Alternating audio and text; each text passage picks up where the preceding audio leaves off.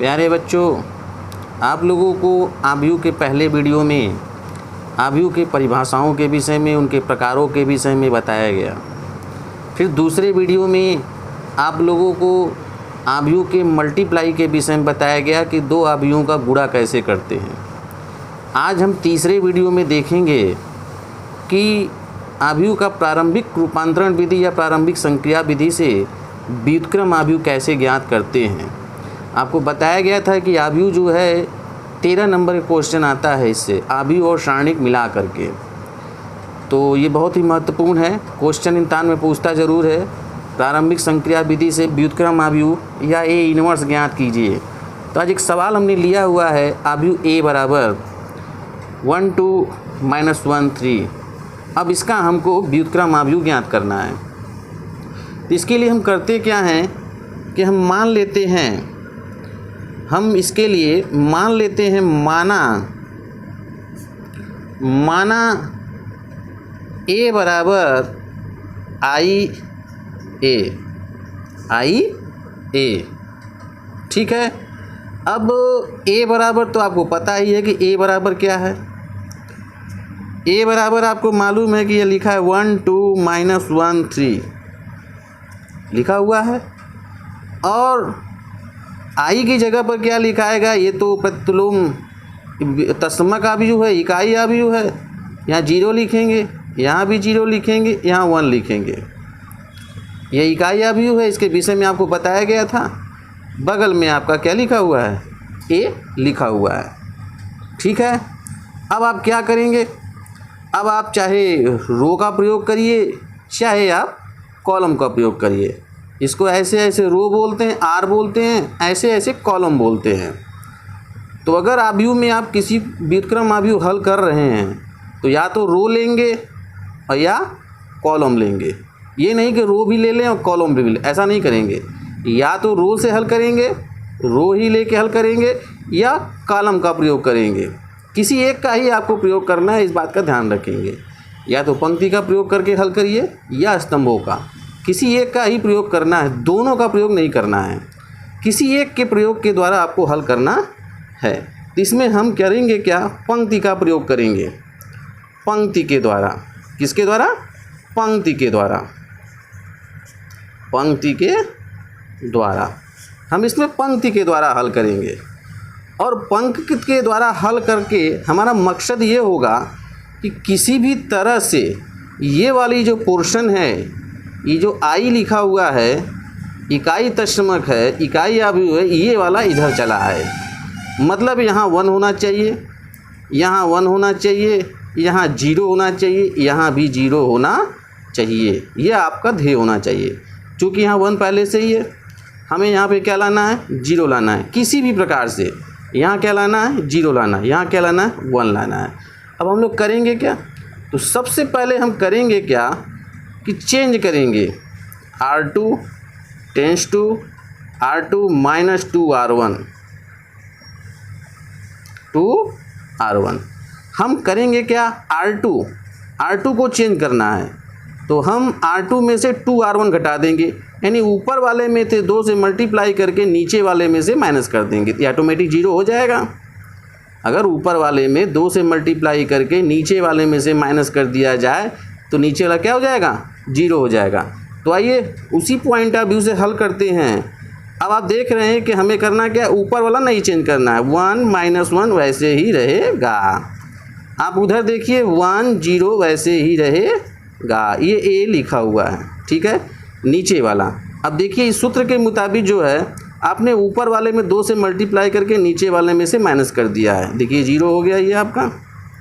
आपने ऊपर वाले में 2 से मल्टीप्लाई करके नीचे वाले में से माइनस कर दिया है। क्या कर दिया है, माइनस कर दिया है। जब माइनस करेंगे तो माइनस माइनस प्लस हो जाएगा।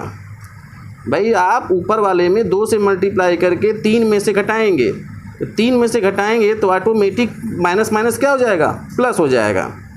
अब फिर देखिए नीचे 0 लिखा हुआ है, ऊपर वाले में 2 से मल्टीप्लाई करके नीचे वाले में घटाना है। 0 में से 2 घटाएंगे तो यहाँ कितना आएगा, -2। नीचे वाले में से ऊपर वाले को माइनस करेंगे, नीचे क्या आएगा, 1 ही आएगा। ये आपने देखा। अब आपको क्या करना है, आप देख रहे हैं कि यहाँ 1 हो गया, यहाँ 0 हो गया। अब यहाँ 0 होना चाहिए और यहाँ पे क्या होना चाहिए, 1 होना चाहिए। तो यहाँ 1 कैसे होगा? तो मन में विचार आया क्यों ना नीचे वाले में R2 को फिर से चेंज करते हैं। और चेंज करने का मतलब होता है कि R2 में 5 से भाग दे देते हैं। अगर नीचे वाले में 5 से भाग दे दिया जाए तो यहाँ भी क्या हो जाएगा, सबसे आसान तरीका है 1 हो जाएगा। क्या हो जाएगा, 1 हो जाएगा। तो हमने देखा यहाँ 1 है, यहाँ 0 है, यहाँ -1 है, यहाँ 1 हो गया। आपने किया क्या, नीचे वाले में 5 से भाग दे दिया। तो आपने देखा यहाँ 1 हो गया, यहाँ क्या हो गया 2/5, यहाँ क्या है 0, यहाँ क्या हो गया 1/5। क्या किया आपने, नीचे वाले में 5 से भाग कर दिया।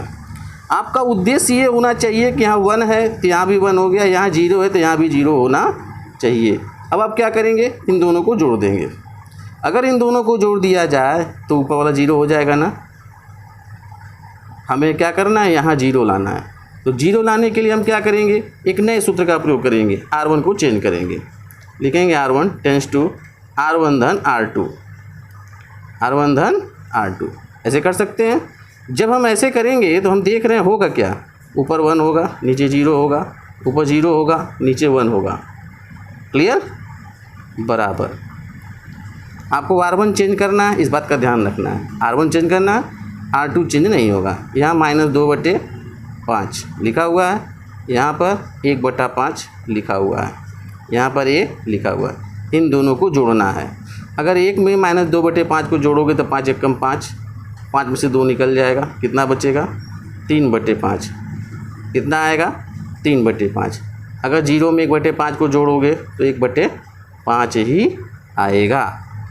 पक्का यही आएगा। हमने फिर से क्या किया, देखिए हमने R1 और R2 को जोड़ा है। जब हम R1 R2 को जोड़ेंगे तो 1 आएगा, इसको जोड़ेंगे ऊपर 0 हो जाएगा, इसको जोड़ेंगे 3/5 आएगा, इसको जोड़ेंगे 1/5 होगा। अब देखिए A है यहाँ पर, इसको उठा के इधर लाएंगे, इस A को उठा करके लाएंगे इधर, A इन्वर्स हो जाएगा। ये क्या है I, इसकी वैल्यू कितनी होती है 1, तो A इन्वर्स की वैल्यू कितनी आ गई। इस प्रकार से आपने देखा कि A इन्वर्स बराबर कितना आ गया, A इन्वर्स बराबर आ गया 3/5 -2/5 1/5 और आ गया 1/5। ये हमारा हो गया A इन्वर्स। आइए एक सवाल और लेते हैं। A बराबर लिखा है 2 1 1 1। हमें इसमें व्युत्क्रम आव्यूह का प्रयोग करके यानी प्रारंभिक रूपांतरण विधि से A इन्वर्स का मान निकालना है। मैंने जैसा कि आपको बताया था कि हम A बराबर क्या कर लेते हैं, IA मान लेते हैं। A बराबर IA। अब इस प्रकार से आपने देखा, इधर तो हो गया 2 1 1 1 1 और I की जगह आपको क्या लिखना है, 1 लिखना है, 0 लिखना है, 0 लिखना है, 1 लिखना है और बगल में आपको क्या लिखना है, A लिखना है। ठीक है, इसमें भी हम क्या करेंगे, पंक्ति का प्रयोग करके हल करने की कोशिश करेंगे। लिखेंगे पंक्ति के द्वारा या पंक्ति की सहायता से,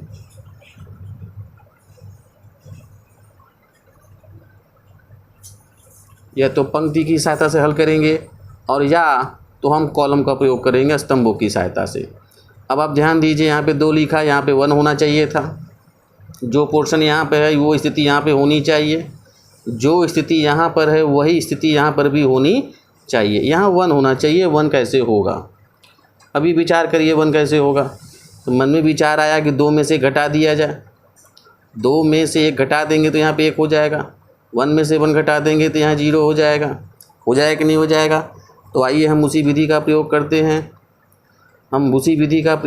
हैं, R1 को चेंज करते हैं, लिखेंगे R1 माइनस R2 कर सकते हैं। जब हम R1 माइनस R2 करेंगे तो ऑटोमेटिक यहाँ क्या हो जाएगा 1, यहाँ क्या हो जाएगा 0 बराबर, ध्यान रखिए 1 में से 0 जाएगा 1 ही आएगा, यहाँ 0 में से 1 जाएगा तो -1 आएगा, यहाँ पे वैसे ही उतर जाएगा, यहाँ भी वैसे ही उतर जाएगा। अब देखिए कितना इजी हो गया। हमको यहाँ पे जीरो लाना है, यहाँ क्या लाना है, जीरो लाना है। अब यहाँ जीरो कैसे होगा, हमें R2 चेंज करना है। हम लिख सकते हैं R2 माइनस R1, क्या लिख सकते हैं, नीचे वाले में से ऊपर वाला घटा दो, यहाँ जीरो हो जाएगा। आइए इसी विधि का प्रयोग करते हैं। यहाँ 1 ही रहेगा, यहाँ जीरो ही रहेगा। इस वाले पोर्शन में भी वही उतार लेते हैं, यहाँ 1 रहेगा, यहाँ -1 रहेगा, यहाँ A लिखाएगा ही, यहाँ -1 रहेगा। और आप देख रहे हैं अब कि अगर 1 में से 1 घटाएंगे तो यहाँ कितना आएगा, 0 आएगा। अगर 1 में से 0 घटाओगे तो 1 आएगा, 0 में से 1 घटाओगे -1 आएगा, 1 में से -1 घटाओगे कितना हो जाएगा, 2 हो जाएगा। बगल में क्या लिखा हुआ है, A लिखा हुआ है।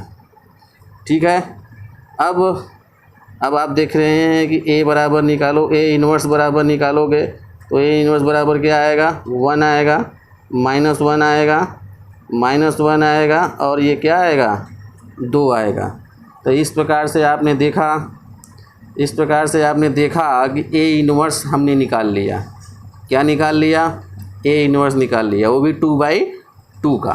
किसका निकाला, 2/2 का। ठीक है, आप पंक्ति की सहायता से हल करिए या स्तंभों की सहायता से, किसी एक का ही प्रयोग करेंगे। स्तंभ और पंक्ति दोनों साथ लेकर नहीं चलते हैं, इस बात का खास ख्याल रखेंगे।